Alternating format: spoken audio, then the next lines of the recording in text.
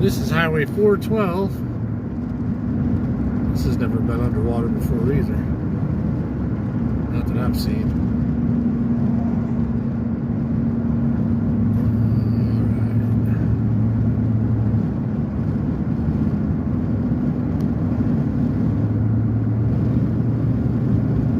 Lots of flooding all over the place. Wow, that's weird.